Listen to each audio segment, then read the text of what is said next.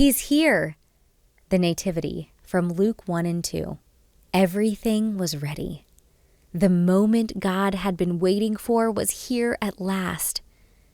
God was coming to help his people just as he had promised in the beginning. But how would he come? What would he be like? What would he do? Mountains would have bowed down. Seas would have roared. Trees would have clapped their hands. But the earth held its breath. As silent as snow falling, he came in. And when no one was looking, in the darkness, he came. There was a young girl who was engaged to a man named Joseph. Joseph was the great-great-great-great-great-grandson of King David. One morning, this girl was minding her own business when suddenly a great warrior of light appeared right there in her bedroom.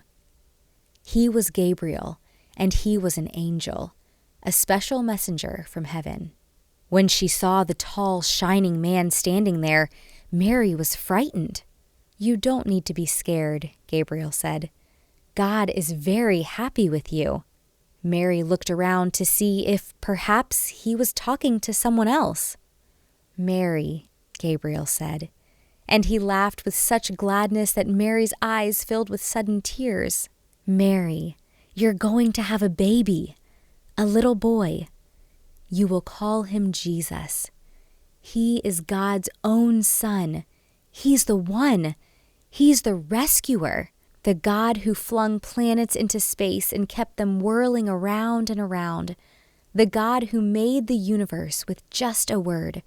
The one who could do anything at all, was making himself small and coming down as a baby." Wait, God was sending a baby to rescue the world? "But it's too wonderful," Mary said, and felt her heart beating hard.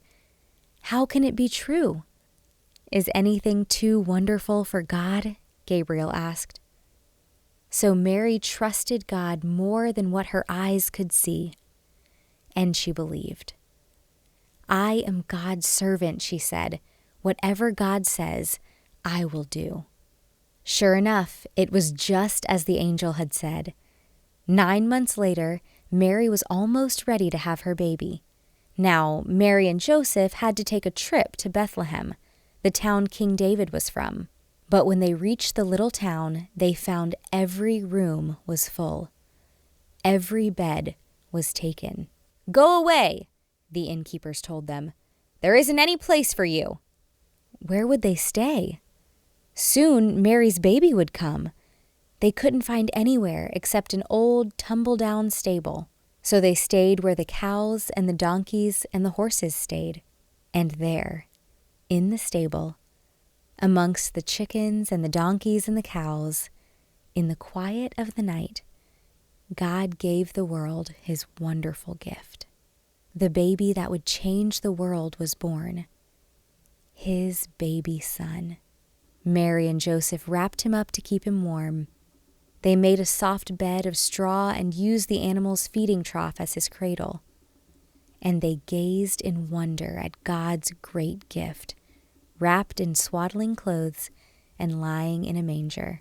Mary and Joseph named him Jesus, Emmanuel, which means God has come to live with us. Because, of course, he had.